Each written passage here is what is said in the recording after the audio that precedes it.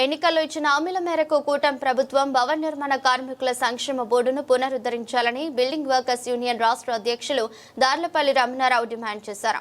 రాష్ట్రంలో భవన నిర్మాణ సంక్షేమ బోర్డులో దాదాపు 22 లక్షల మంది కార్మికులు రిజిస్ట్రేషన్ చేయించుకున్నారని స్పష్టం చేశారు.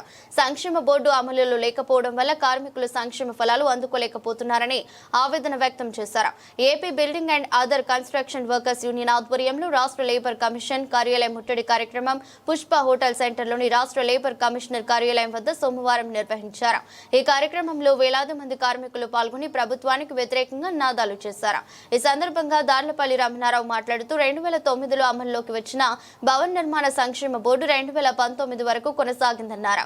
2019 తర్వాత సంక్షేమ బోర్డు నిర్వీర్యమైందన్నారు. గత ఎన్నికల్లో కూటమి ప్రభుత్వం సంక్షేమ బోర్డులో పునరుద్ధరిస్తామని హామీలు ఇచ్చిందన్నారు. ఇచ్చిన హామీలను ఇప్పటి వరకు అమలు చేయలేదన్నారు. ప్రభుత్వం కార్మికుల సంక్షేమాన్ని దృష్టిలో పెట్టుకుని సంక్షేమ బోర్డును వెంటనే అమలు చేయాలన్నారు. సంక్షేమ బోర్డులో 3600 కోట్లు ఉన్నాయని, ప్రభుత్వం ఒక్క పైసా కూడా బోర్డు కోసం వెచ్చించాల్సిన అవసరం లేదన్నారు. ఇచ్చిన హామీలు అమలు చేయకపోతే రాష్ట్ర వ్యాప్త ఉద్యమం చేస్తామని హెచ్చరించారు.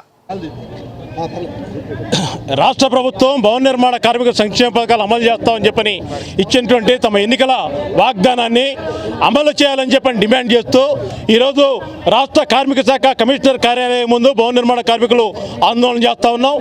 రాష్ట్ర ప్రభుత్వం గత ఎన్నికలకు ముందు భవన నిర్మాణ కార్మికుల సంక్షేమ బోర్డు ద్వారా సంక్షేమ పథకాలు అమలు చేస్తామని చెప్పని హామీని ఇచ్చింది. హామీ ఇచ్చి తమ ప్రభుత్వం ఏర్పాటు చేసి సంవత్సరాల కాలం పూర్తిగా వస్తున్నా నేటికి తమ హామీని అమలు చేసే దిశగా చర్యలు చేపట్టలేదు. బిల్డింగ్ వర్కర్స్ వెల్ఫేర్ బోర్డులో నిధులున్నాయి, 3000 కోట్ల రూపాయల పైగా నిధులున్నా సంక్షేమ పథకాలు అమలు కావడం లేదు.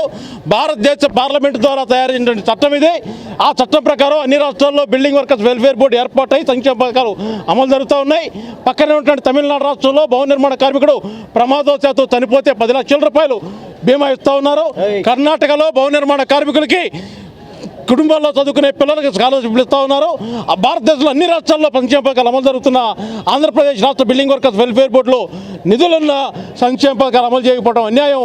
కాబట్టి తక్షణమే చంద్రబాబు నాయుడు గారు, పవన్ కళ్యాణ్ గారి కూటమి ప్రభుత్వం భవన నిర్మాణ కార్మికులకు ఇచ్చినటువంటి హామీని అమలు చేయాలని చెప్పని సిఐటియు భవన నిర్మాణ కార్మిక సంఘం డిమాండ్ చేస్తూ ఉన్నది.